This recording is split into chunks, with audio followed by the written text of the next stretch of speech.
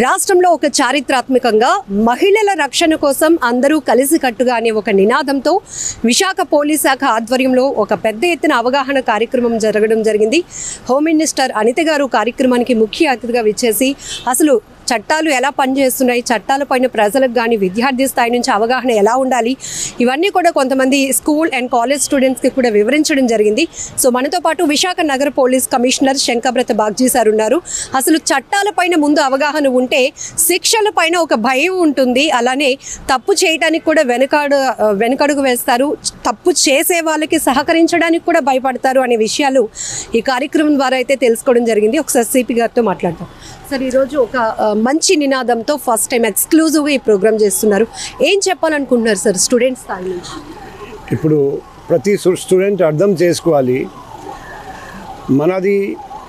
మన దేశంలో ప్రతి ఆడ మనిషికి ఒక గౌరవం ఇవ్వడం మన సంప్రదాయం. కానీ యువత ఈరోజు ఈ విషయం మర్చిపోయి అక్కడక్కడ అప్పుడప్పుడు కొన్ని తప్పులు చేస్తున్నారు.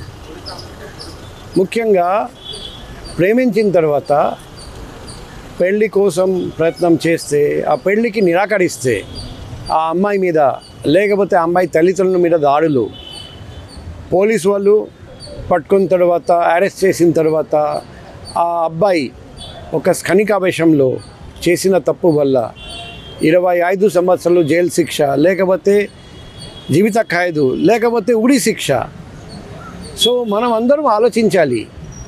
మనకు చట్టం మీద అవగాహన లేదు, కానీ చట్టం మీద అవగాహన ఉన్నా లేకపోయినా కోర్టులో మాకు చట్టం మీద అవగాహన లేదని చెప్పినా కూడా కోర్టు వినరండి. అందుకే ఇటువంటి పాక్సో చట్టం మీద, బిఎన్ఎస్ భారతీయ న్యాయ సంహితలో ఉన్న సెక్షన్స్ మీద మనం అందరం అవగాహన మనకు ఉండాలి. చిన్న తప్పు చేసిన, క్షణికావేశంలో తప్పు చేసిన జీవితం నాశనం అయిపోతుంది. ఈ మాట మనం ఎప్పుడూ మర్చిపోకూడదు. తర్వాత ఈ మెసేజ్ మనం వైరల్ చేయాలి. నాకు కూడా అక్క చెల్లెలు ఉన్నారండి. నా అక్క చెల్లెలకు సంబంధం వస్తే, పెళ్లి సంబంధం వస్తే, మనకు నచ్చకపోతే, మనం నిరాకరిస్తే మా మీద దాడి చేస్తారు ఆ అబ్బాయి. అది కరెక్టా?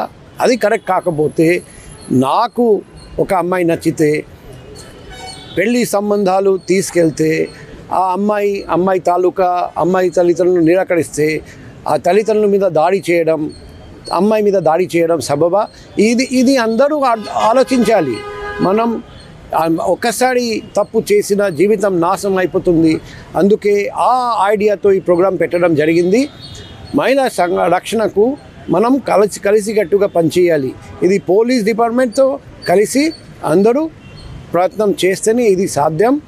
మన దేశంలో ఎల్లప్పుడూ నుండి మహిళలకు గౌరవం ఇవ్వడం జరుగుతుంది. మనం కూడా మన దేశంలో, మన రాష్ట్రంలో, మన నగరంలో ప్రతి లేడీకి, ప్రతి అమ్మాయికి గౌరవించాలి. ఎటువంటి ఇబ్బంది ఉంటే, ఎవరైనా ఇబ్బంది పెడితే మేము వచ్చి కాపాడాలి. పోలీస్ పూర్తిగా మీకు రక్షణ కల్పిస్తారని మేము అది కూడా సభముఖంగా చెప్పాము. రైట్ టు ప్రైవేట్ డిఫెన్స్ కింద మీకు సంరక్షణ ఉంటుంది. అది కాకుండా సభముఖంగా అటువంటి వ్యక్తులను పిలిపించి గౌరవిస్తాం, సత్కరిస్తాం.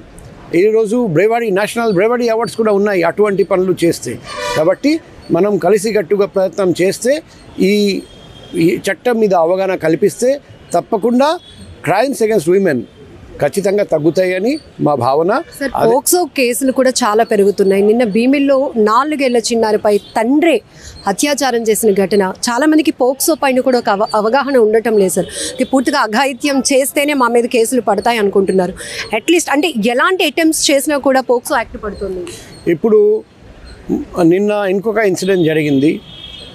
అబ్బాయి కూడా 17 సంవత్సరం, అమ్మాయి కూడా 15 సంవత్సరం, ఇద్దరు ప్రేమించి వెళ్ళిపోయాడు. మాకు మిస్సింగ్ కేసు వచ్చింది. మేము మిస్సింగ్ కేసు రిజిస్టర్ చేసిన తర్వాత అమ్మాయిని ట్రేస్ చేసాము. ఇప్పుడు అమ్మాయి ఇద్దరు పెళ్లి చేసుకున్నారట. ఇప్పుడు చట్టం చూస్తే ఆ పెళ్ళి నడవదు, కానీ ఇద్దరు పెళ్లి చేసుకున్న తర్వాత ఫిజికల్ రిలేషన్షిప్ జరిగింది. ఇప్పుడు అబ్బాయి మీద పాక్సో యాక్ట్ కింద కేసు పెట్టాల్సి వస్తుంది.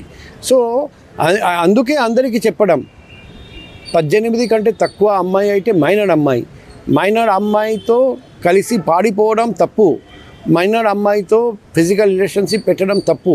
ఈ పాక్సో చట్టం చాలా కఠినమైన చట్టం, చాలా ఎక్కువ పనిష్మెంట్ ఉంటుంది, పాక్సో స్పెషల్ కోర్ట్ ఉంటుంది.